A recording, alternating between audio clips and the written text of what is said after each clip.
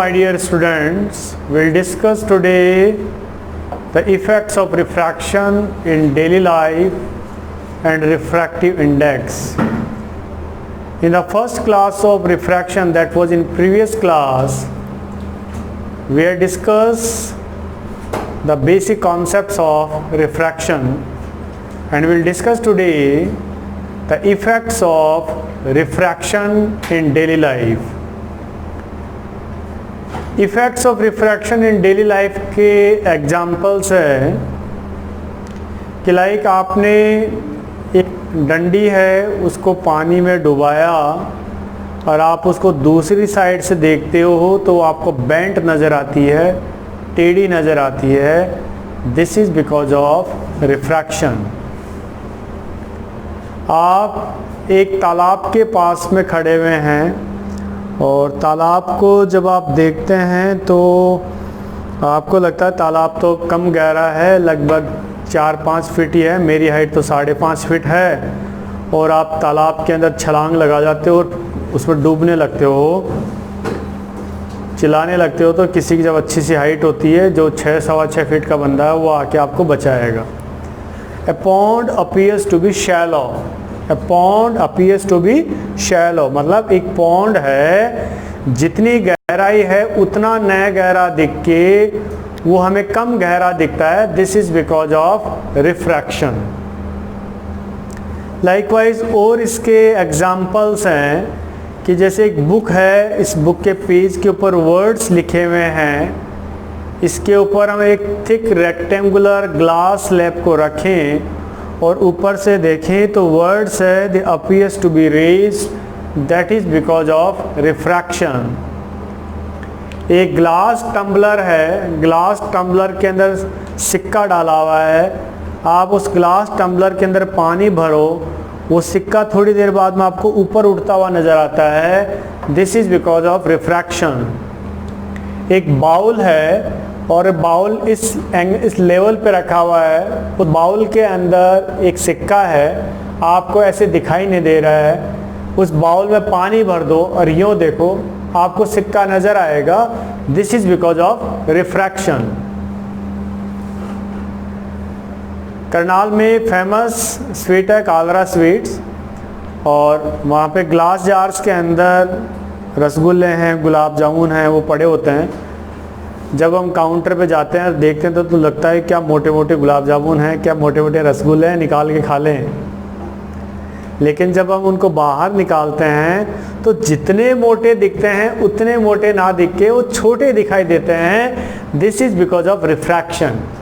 That is the lemons और the gulab jamun और the rasgullas, they are kept in glass jars, when they are viewed from outside they appears to be bigger.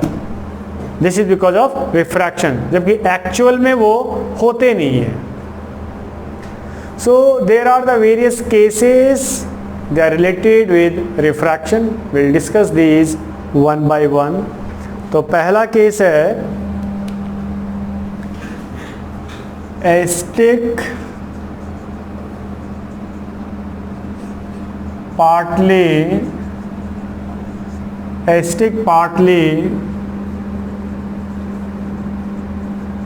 immersed in water, a stick partly immersed in water and viewed from other side, it appears to bend. So this is because of refraction. This is because of refraction. अब इसको हम diagram से explain करें तो किस तरह से explain करेंगे कि ये हमारा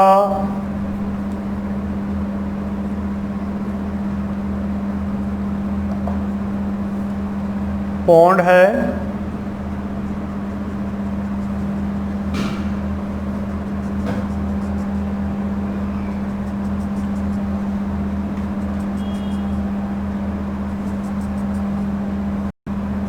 और इस पॉन्ड के अंदर हमने ये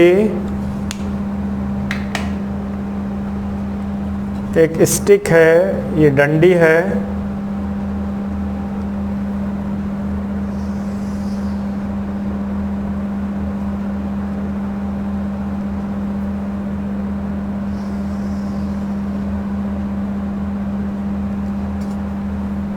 उसको पानी में डुबा दिया है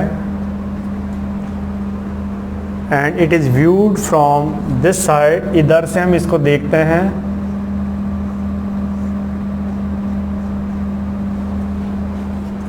ये आँख है, भौंपुनी है, इधर से हम देखते हैं तो हमें ये स्टिक है, ये टेढ़ी नज़र आती है, बैंड नज़र आती है।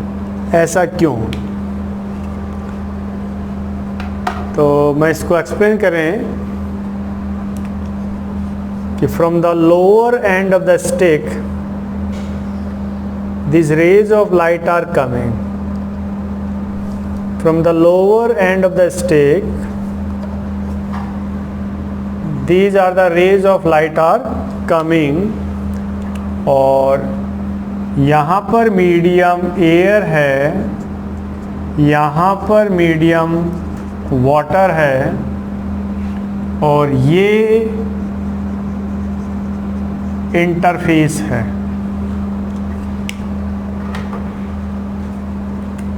And these are the normals.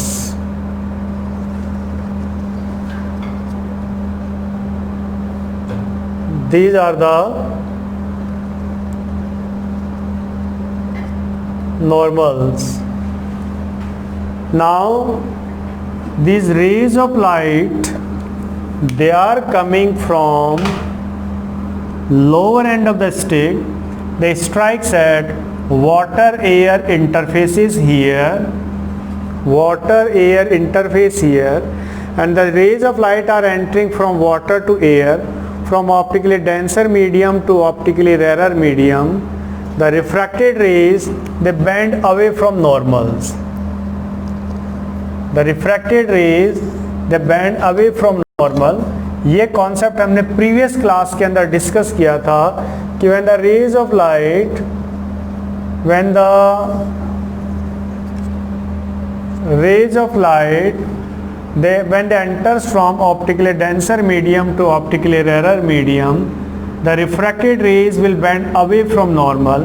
Now here these two refracted rays of light, after refraction they bend away from normal. This is the ray, it bend away from this normal. This is the ray, it bend away from normal. And after refraction they are diverging, ये दूर दूर होती जा रही है. When they are extended backward, when they are extended backward, when these are extended backward,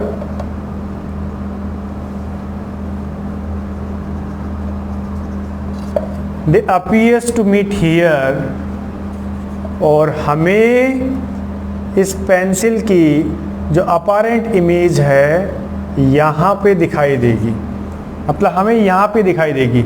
इसको कहेंगे apparent position. This is what apparent position. So how you will explain the same when a stick is partly immersed in water and viewed from other side, the rays of light, they comes from the lower end of the stick. When they strikes at water air interface, the refracted rays, they moves away from normals and they are diverges. So they will not meet at any point, but when they are extended backward, they appears to meet at this point, and here the apparent image of the pencil or the stick is formed. So that's why when a stick is partly immersed in water and viewed from other side, it appears to bend. This is because of refraction. And now the next example, कि we have a pond of water, और आप pond के पास में खड़े होते हैं आपको लगता है कि पॉन्ड कम गहरा है, जबकि एक्चुअल में वो ज़्यादा गहरा होता है। सो a pond appears to shallow, that is because of refraction। मतलब एक pond of water है, it appears to be less deep than its actual depth, that is because of refraction। ये observer's eye है, this is what the pond of water। यहाँ पर हमारा medium air है और ये मीडियम वाटर है। Now this is what the interface, the surface which separates two media is known as interface, and on the interface these are the perpendicular lines जिनको हम बोलेंगे normals। Now these are the rays of light, they are coming from the bottom of the pond. When they strikes at water air interface, when they strikes at water air interface, the refracted rays, they will bend away from normal।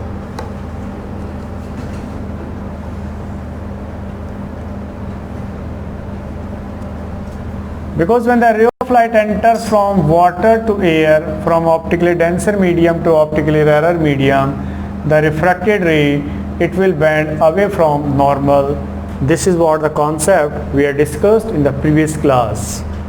Likewise यहाँ भी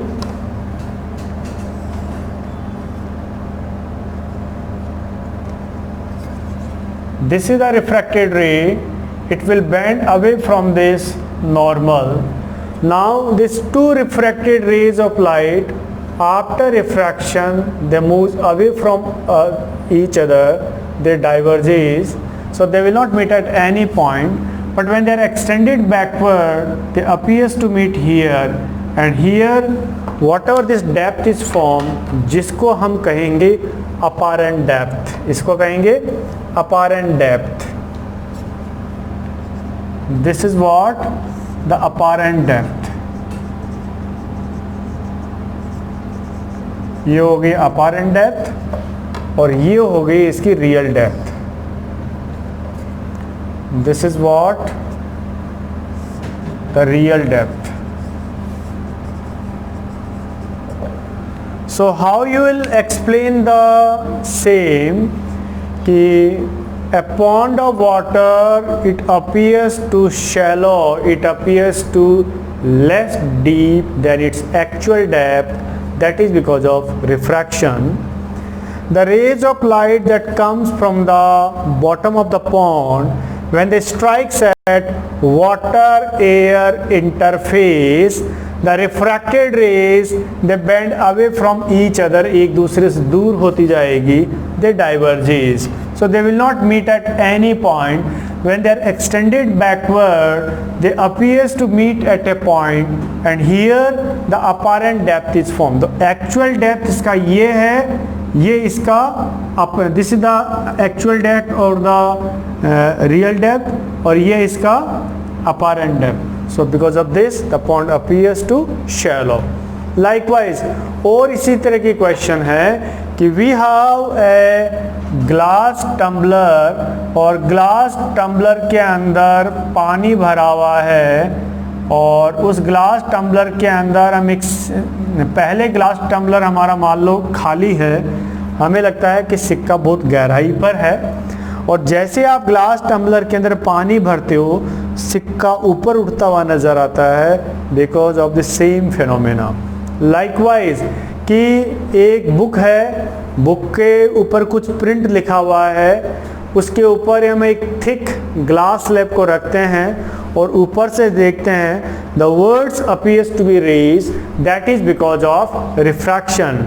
Likewise कि we have the glass jar, we have the glass jar और glass jar के अंदर lemons वगैरह रखे हुए हैं, कुछ भी स्वीट्स रखी हुई है, लाइक गुलाब जामुन रखा हुआ है, रसगुल्ला रखा हुआ है, अगर हम उसको बाहर से देखते हैं, द लेमन्स और द गुलाब जामुन और the rasgulla, they appears to be of bigger size, actual में होता नहीं है, दिखता है, दैट इज बिकॉज ऑफ रिफ्रैक्शन. So my dear students, these are the all about the cases of effects of refraction in daily life.